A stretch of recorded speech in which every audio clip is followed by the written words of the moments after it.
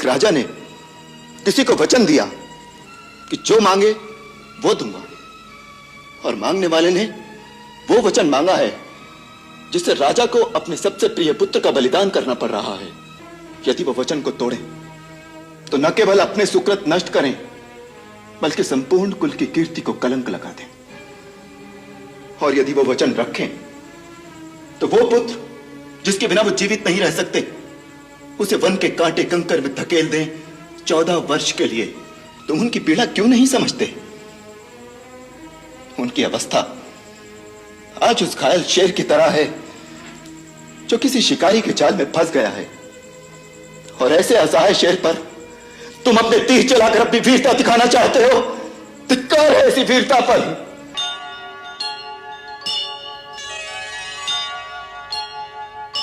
सच्चा मित्र वही है जो अपने हारे हुए मित्र को फिर से विजयी बनाने के लिए अपनी प्रिय से प्रिय वस्तु का बलिदान कर दे।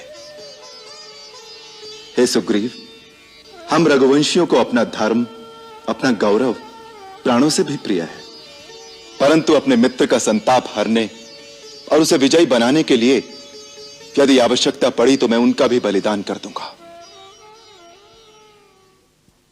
मित्रता निभाने के लिए यदि पाप कर्म करके मुझे नरक भी भोगना पड़े तो मुझे स्वीकार है।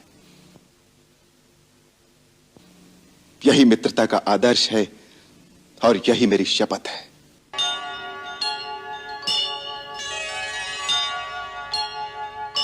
भरत, हमारे पिता जाने से पहले यह आज्ञा दे गए हैं कि एक पुत्र वन में रहे तथा दूसरा राजा बने। उनकी इस आज्ञा का पालन करना ही हम सबका धर्म है। ठीक है, अगर यही धर्म है तो मैं 14 वर्ष वन में रहता हूं, परंतु आप अयोध्या लौट जाइए।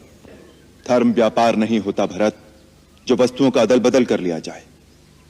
धर्म अति कठोर और व्यक्तिगत होता है।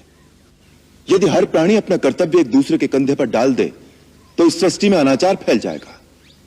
तुम राजा होकर ऐसे अनाचार की बात सोचते हो तो इसका प्रभाव प्रजा के साधारण मनुष्यों पर क्या पड़ेगा?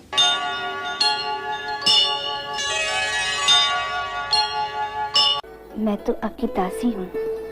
तो पहली आज्ञा यह है कि मेरी दासी बनकर नहीं रहना।